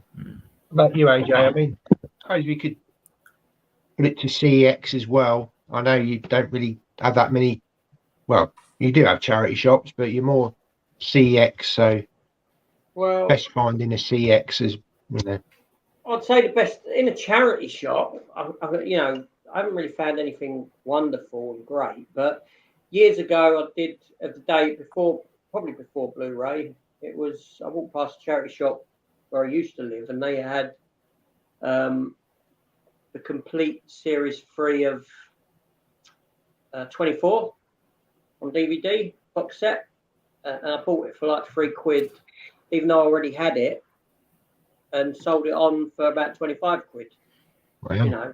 I was quite happy with that. I bought it for that reason, and obviously CEX would be that Nightmare on Elm Street set I found priced under the standard one. But yeah, the charity shops, and I did buy that. There was that spaceship of the ship from Firefly, from Serenity, from model. the Isle of Man. Yeah, it cost me about 20 quid or something, but I'd looked up how much it was worth, and it had been selling for about something, maybe about 100 or something. Wow, well, that's cool. And all that, so I did pick that up. Yeah, that's Cool. it really. Yeah, I mean, for me, I'd say I've got the Star Trek: The Wrath of Khan on Blu-ray, the director's cut. I actually have that as well, but I bought that in a charity shop. No, charity shop in CEX. I have it right here. I paid $8 for this online. €8. €8 in CEX at the time. Well, I got mine. I think it was a five DVDs for £1, and it is. I do remember watching that video and being extremely jealous. I was thrilled. I still need to watch it actually. I still need to watch the director's cut. Who knows? Maybe I might change my mind. It probably. No, they're very much different. Not much difference, but yeah, for 20p, what a bargain. I think you find out that kid is. You see Scotty carrying that kid in, don't you? Who's died now? Who's his nephew, something like that. There's stuff like that in it. So Jim Jam says, any fans of the Never-Ending Story films? I've heard of it. I don't think I've seen any of them. That's James's favourite film. I was more acquainted with the sequel, the second one, growing up. That was always on TV, so that's the one I know best. Yeah. I think for me, first film. But about you, Dan? First film. It's been some time though. Cool. Hey, so Jim Jam says, what's your favourite British sitcom of all time? Oh, that's a tough one. I've only seen The Office. Well, we can go with American for you because you're. Yeah, of course we can. Yeah, we can go worldwide. Yeah, keep it so I think that's a fairer way to open that question up. Absolutely. It might still be The Office, the American version. I Okay. could not get into that at all. I watched 3 minutes of it and I was like, this is stupid. And I turned it off. It's great. It's fantastic. I would say it's my favourite American. Go on, who wants to go British first? Well, you go first. All right. It's got to be Only Fools and Horses. I was thinking that. I was either Only Fools and Horses, The In-Betweeners. There was another one that I was thinking about Gavin and Stacey. I've never seen Gavin and Stacey. No. Only Fools and Horses for me. Yeah, I'll have to agree. What about you, Dan? Obviously, obviously Australian sitcoms as well. Well, I guess I got a favorite British one. Okay. That's the IT Crowd. Another one I couldn't get Crowd. into. Yeah, I always thought that was really funny. It's on Australian Netflix, and I'm actually surprised no one has said Red Dwarf either. I love Red Dwarf. I do love it, but it's not my favourite. I'd put Only Fools and Horses above it, but Red Dwarfs are great. I would agree. Only Fools and Horses is top tier for me. I mean, I grew up watching a lot of the episodes, so it has a small place in my heart. See, American sitcoms we get a lot of over here. We do get them. Australian, I can't say I've ever seen an Australian sitcom. No, the only Australian thing that I have seen over this side would be Neighbours and Home and Away, which my granny is huge into. We had that conversation last week. Yeah, we did.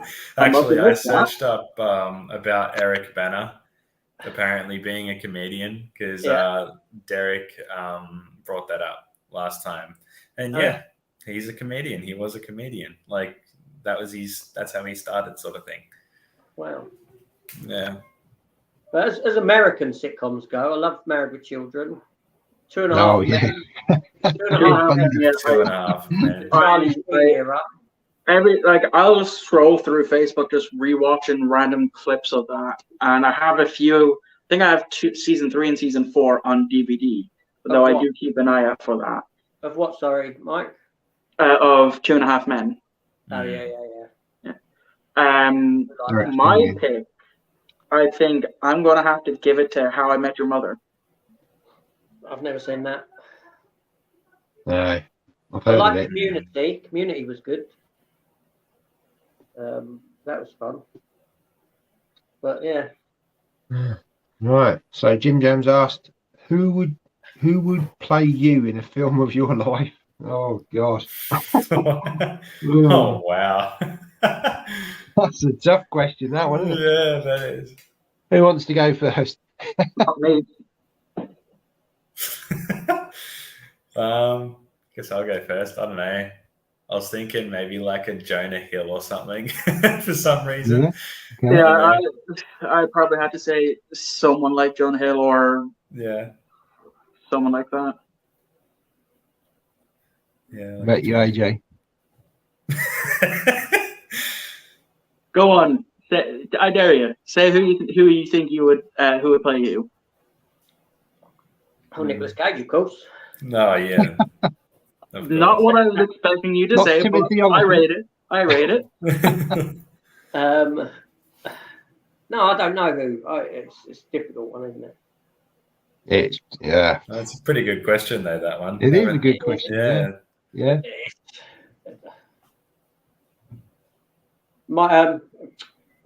Derek has jumped out. He's left a message. I can see it. He says, "Mate, that doesn't work for me." Yeah. Oh well, thanks for joining anyway, Derek. It's really nice to talk to you again. Hopefully next time. Kermit says Jason Statham for me. Okay. Daniel Craig for Matt. You'll get to them messages in a minute. Just start to see them coming up. Oh dear. Probably more Roger Moore, I am. Okay, so has anyone ever want to come to Dudley? DVDs are 20 for £1. Very good. Wow. MPU. See James post that on Facebook. The sign saying 20 for £1. They want rid of them, don't they? I mean, at that rate, if I if I'd done that, I need another bookcase. Definitely. Mm. You'd need a bigger bookcase. I need 3 or 4 at this rate. 20 for a quid. Yeah. Wow. What film would you most want to be shown back at the cinema for a limited time? Ooh, It's another good question. that is a good one and a tough one. Oh, Zack Snyder's Justice League. I'd like to see that on the big screen, even though it's 4 hours. oh, that's good. That's a good choice, Matt. Mm. As long as there was a toilet break included. Yeah, you'd have to have an interval, wouldn't you? Definitely. Wow. What film would you most want to be shown back at the cinema for a limited time? Okay, if I could, I'll twist I'll answer, but I'll twist the answer up a little bit, as if I could revisit a film that I'd never seen at the cinema. If I hadn't seen it already, would be and experience it all over again as I did would be Avengers Endgame. Yeah. Just because never have I been to the cinema when a packed cinema, and everyone was invested in what they were watching. Everyone, you didn't have people talking, you didn't have people on their phones or anything. Everyone was invested in that screen, and obviously there's the cheering and the clapping and all that sort of stuff. It was fantastic, it really was. So I'd go with that. If I could forget I'd ever seen it and experience it again. I don't know what about a film that I could go and revisit now. I'm not sure. Die Hard, maybe. First Die Hard. Never seen that one. Yeah. Not a Christmas movie. What about you, Dan? Here's a Christmas movie. It's not a Christmas movie. I guess I'd say because they were before my time, the original Star Wars films. Yeah, that'd be cool. If you can't see that on the big screen, I think that'd be a good treat. Yeah. I was lucky to see Star Wars. I saw Empire Strikes Back 3 times at the cinema, but never saw Return of the Jedi at the cinema. I remember we got that on VHS to watch it for the first time on a 16-inch portable TV. That's how we used to watch them back in the day. None of this 40, 50, 60, 70-inch screens now, 16-inch. What about you, Michael? I don't know. I've been racking my head around this. Like, there's so many options to go for. Do I go for a cult classic film that I know I like? Do I go for one from my childhood? Do I go for my absolute favorite movie? It's the options is endless. The one that sticks out to me, I don't know why. Like, I've seen it a handful of times, but it's one that I would love to see. I know it did come back in cinemas for a while, but it was the Peter Cushing Doctor Who movie, the first one. Because I've only ever seen that on TV. I don't own those, and I'm still jealous of you, AJ, for getting them. The 4K re-release? Yeah. I'm sure that's one. I'm sure they'll drop. They'll drop in price. They will. Yeah. Eventually, unless it's like going to be like the Doctor Who steelbooks where they just hold their value. Some of them are worth quite a bit. Yeah. I actually sold one. I actually sold the very first one for about 120 quid to someone in Australia. Not you. No. I sold it to someone in Australia and it didn't turn up. Wow, there you go. And I had to refund. But then really? but then the girl did message me saying that it then arrived and she sent me the money, which is really nice of her. Usually when you do you do it on eBay? Yeah. No, because usually when you do it on eBay, you do it through the global shipping program. No, I just posted it, took it down.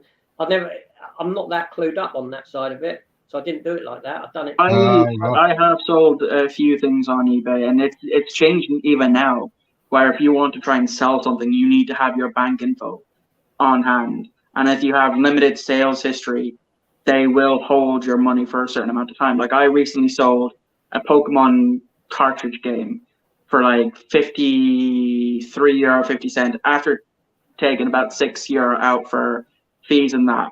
They're holding that €47 until the 12th of this month. Yeah, that's because I'm past that stage, obviously. But I've just posted it. But anyway, like I said, it all worked out in the end. The girl got it. The girl messaged me saying, "Oh, it has come through. It must have just been delayed." And she goes, "Can I send you the money?" And I said to her, most people wouldn't have come back. It's not honest of her. Just give me this amount. I knocked I think 30 quid off or something. Question for Michael. I had a question for you. So you're a big Pokemon fan. You play on the like the Switch and stuff like that. Nice. You looking forward to the new game that's coming out? I am. I still need to figure out when I'm going to get it, but I am looking forward to Scarlet and Violet. I know I'm going for Scarlet just because I think the box art legendary looks better. Mm-hmm. Yeah. Okay. No, I'm a bit of a Pokemon fan myself. I delved into like collecting the cards for a while. I did when I was younger, and then I gave them to my little cousin. Yeah, it's a bit of a habit, that one. That one, collecting Pokemon cards is way more expensive than collecting movies. That's why I got out of playing ridiculous. Yu-Gi-Oh, because it was so much expensive. Like I could spend 20, 30 euro on small handful of trading cards, whereas with that 20, 30 euro, I can buy a crap ton of movies. So in the end, this is the cheapest option. Yeah. And more fun. Yeah. The Pokemon film was rubbish. Which one? One's that one? The detective one. The new one. I don't know. Yeah, no, that's no good. There's the animated ones. They're pretty good. Recently they haven't been. Like, I think after Generation 4 movies, like I think the last one was Garatin and the Sky Warrior. After that one, the Pokemon movies have taken a nosedive, except for Detective Pikachu. I remember going to see that in cinema. Thoroughly enjoyed it. AJ doesn't like it. It just goes up. No, I'm not at the age for Pokemon, am I? It just goes over my head. Detective Pikachu, I should stop. Pokemon was like a real late 1990s thing, early 2000s. Yeah, I remember my children getting Pokemon cards and that when they were young.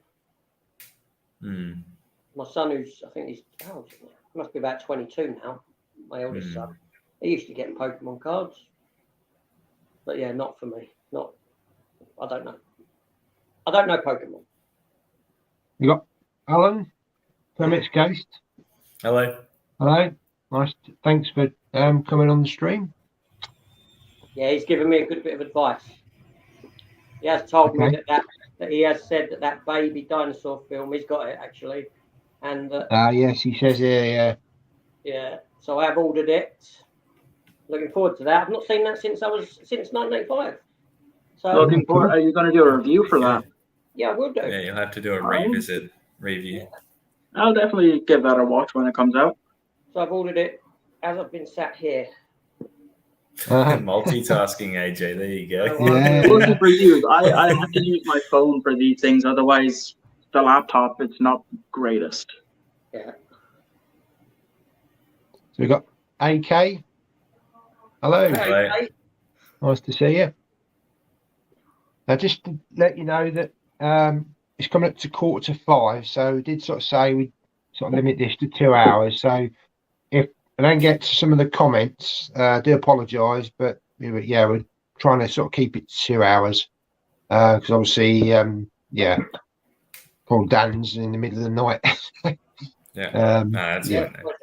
1:45 for you now, Dan. Yeah. Wow. Yeah, Kermit says, despite it stating it's Region A locked, AJ, it's Region B compatible. So, well, you've obviously ordered it, haven't you? So I have done. And he says the picture quality is excellent. Superb. Thank you, Alan. I appreciate that. Derek says, sorry, fellas, my internet is having all sorts of trouble. Well, thank you for joining, and hopefully next time you'll be able to join again. Movie Mad, The Man Without a Face is a great movie. You'll never find it. Okay. Kermit says, I have that, James, is Italian import. There you go. Alan knows. Yeah, so yeah. Says Jason Statham would have to play AJ. Very good. Is that just the lack of Daniel care? Craig for me. So I think more Roger Moore probably for me. Sean Connery for me, says AK. It says Lord of the Rings trilogy on the big screen. Yeah, I did that's a see good all answer. 3 films. Still have not seen any of the Lord of the Rings movies. Oh, you need But to. I do have a plan for an idea for a video for that. I just need to devote time to it because this whole month I have all the content planned out. Some of it's already scheduled, and then it's thinking for October, November, and December. So I might have to put that one off until next year. Because Amazon have just released that new, was it the The new show. Yeah, the new one. I really Yeah. Watched, I First 2 watched the first episodes. episode. You already. have? Yeah. What did you think? The like the scenery is just super unnatural. Like the visuals, CGI. it doesn't look good. So it's more Hobbit okay. looking than Lord of the Rings then. I even think The Hobbit was better. Like so far. Yeah, first impressions. I've not started that nor the new Game of Thrones series. I've heard good things about the new Game of Thrones series. I mean, it did get renewed for a second season, but I know next to nothing about Game of Thrones. What was it? 2017. I watched the first 25 minutes of the first episode, thinking, "Yeah, this is kind of good. I'll get back to it." Now 2022, and I still haven't. No, I've not watched Game of Thrones.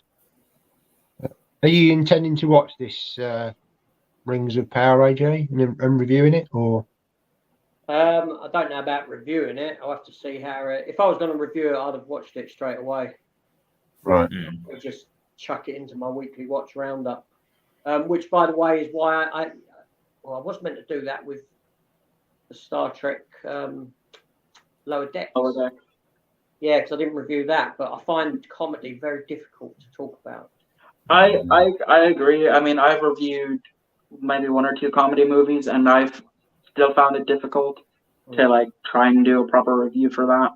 Yeah, so I'm just throwing that into my weekly watch roundup. I'm not. We've got Ian saying, "What is your favourite Monty Python film?" I have not seen a Monty Python film. Oh, either. Life of Brian. I own 3 of them. It's in my. It's going to be in the new series that I'm doing first viewings. It's in the spin wheel, so whenever I get one of them, I will review it. But for right now, I think I've seen maybe clips of some of them, so I'm out on this question. So take the floor. Yeah, no, it's a good idea, this spin thing, though, isn't it? Yeah, I mean, that's how I've done my early reviews. Is it was always a spin wheel. I would beforehand, before I had my new phone, I would just screen record it separately, so I'd always know in advance.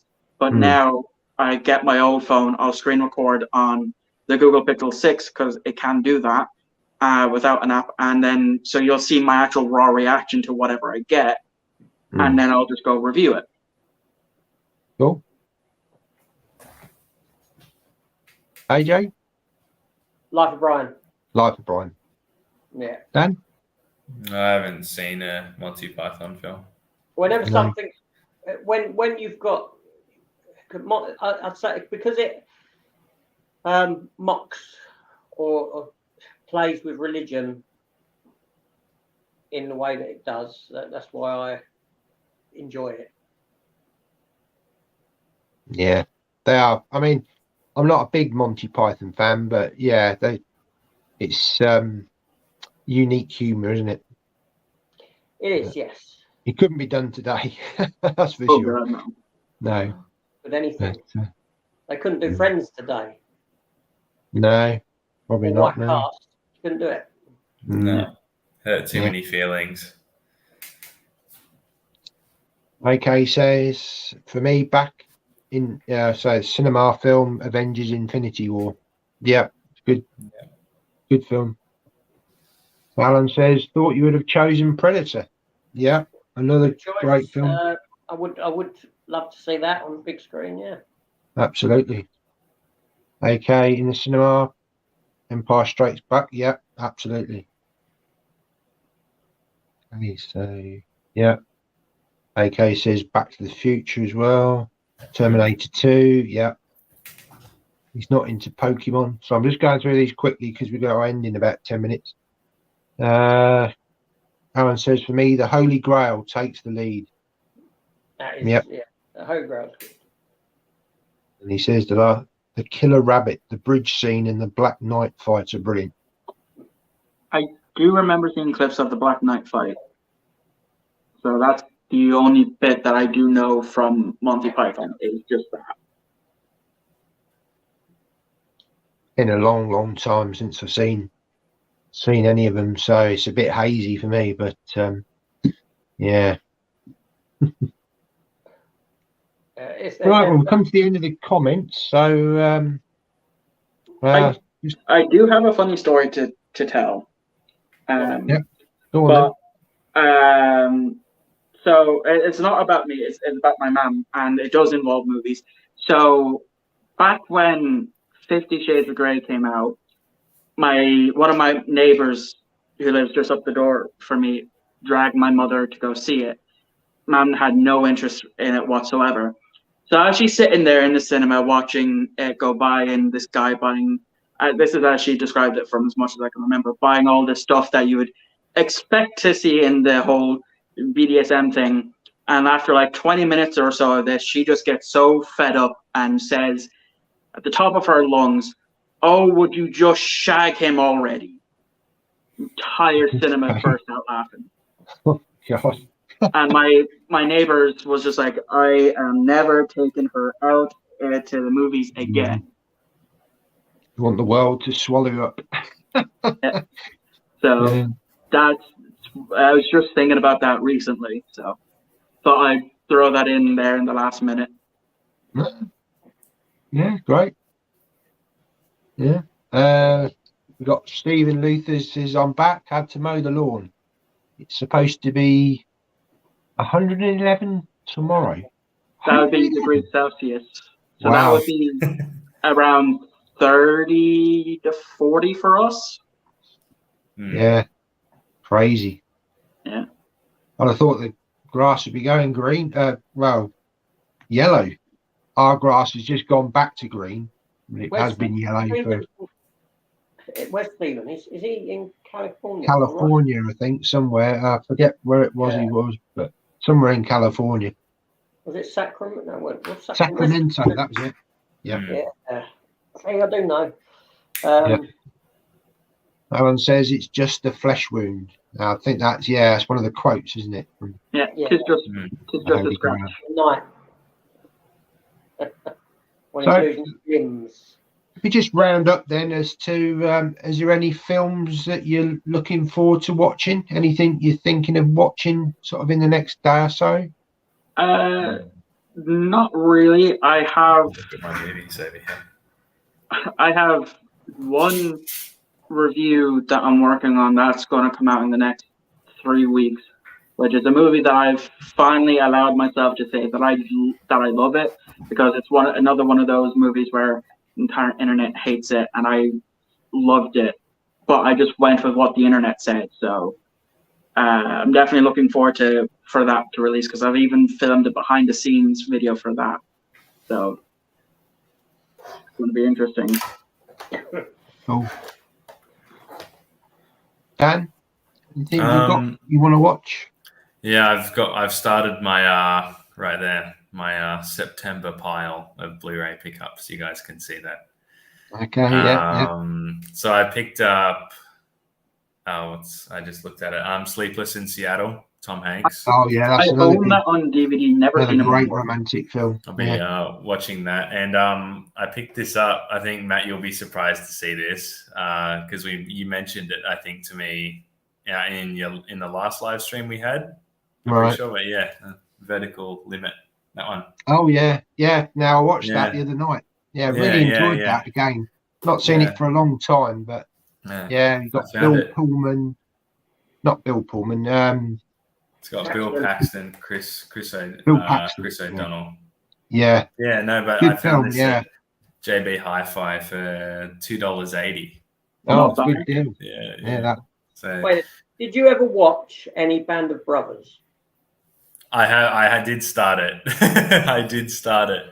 Yeah, the Band of Brothers. I haven't gotten into the Pacific yet, but yeah, I've slowly been getting there.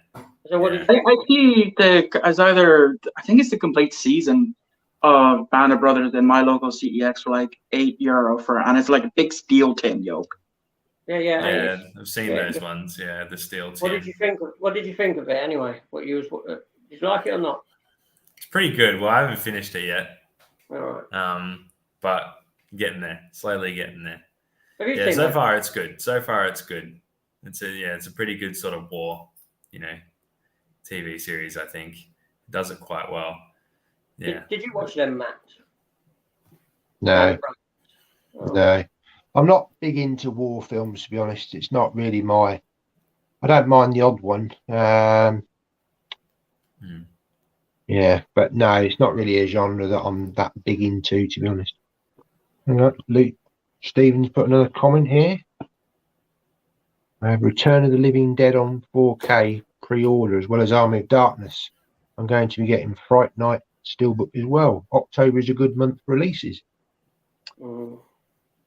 Yeah, I do like that Army of Darkness Steelbook. I love the film.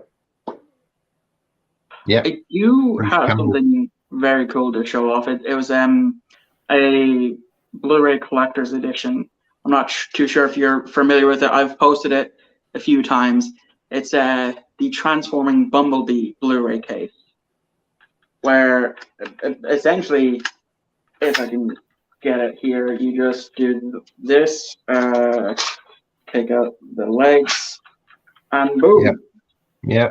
I haven't seen that before. And then the Blu-rays are stored here. And from what I've seen or heard of, they've done it for the first one. This is for the second one, and they've done one for the third one. The first one was Optimus, and then the third one was Megatron. So I paid like $150 for this in CEX. So That's very pretty happy cool. with this. I'm sure Derek showed that as well in one of his videos. Yeah, I think there's something like that. Yeah. Sure, it was either that or one of the other ones, but Might be yeah. Prime. Not sure. Yeah, I can't remember, but yeah. What's Stephen So- say? Got anything on your watch list, AJ? Well, I'm going to be finishing off the one that I was watching last night, which Derek mentioned, which was Zodiac, which I Okay. Zodiac, yeah. which I'd never seen. We're halfway through that, or towards the end of it. I'm not sure after that. I might try Lord of the Rings, the TV show. Oh, I just remembered something that I've been looking forward to that's coming out in 5 more days now. Season 5 of Cobra Kai. Oh, yes, that's out. Is it the 8th? The 9th. 9th, yes. Yeah, I am hyped. It's coming up Friday. They've already confirmed the actor who played Mike Barnes in The Karate Kid Part 3, he's coming back. And from the stuff that we've seen so far in terms of trailers and teaser clips, I am looking forward to this. I think I plan to binge it in the entire day like I have every other season. At least they haven't made us wait till Christmas. Yes. It's because that actually when season 4 came out, they just wrapped filming season 5. Yeah, I know. But what they need to do is get Hilary Swank in it as well. I can't. I hope they do get her in it because I actually didn't mind the next Karate Kid as much as a lot of people did. But can I just say for Stephen's message about the artwork, I quite like the artwork. It was 3 messages back or 2 back. I don't mind the artwork on the steelbook. I do like the poster artwork, both of them that they've done. The red one, where he's like that, but he looks more muscly, and Mm. the one where he stood with a girl wrapped around his leg. I do like both posters for that. I've got both of them in T-shirt. Both of them posters on T-shirt. Two separate T-shirts. Yeah, so I did like the art done for a steelbook. Didn't mind it. I do have a question for you, AJ. It just came to me there. Are you going to be watching the Doctor Who Centenary special in October? Of course I am. So you haven't actually gave up on the series like a lot of people have. Well, I've not watched Flux. I've not watched any of Flux. I've got it. I liked it. I liked it. If the whole, again, like a whole classic structure of it being episodic type of thing, but I do recommend giving it a go. But no, of course, with David Tennant returning, yeah, of course I'll watch it. Yeah. Yeah, I'll probably watch that as well. Again, I've not really been watching much of the Jodie Foster.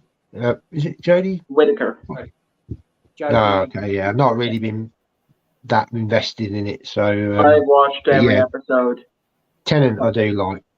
Fantastic. One of the best modern Doctor Who's. Period.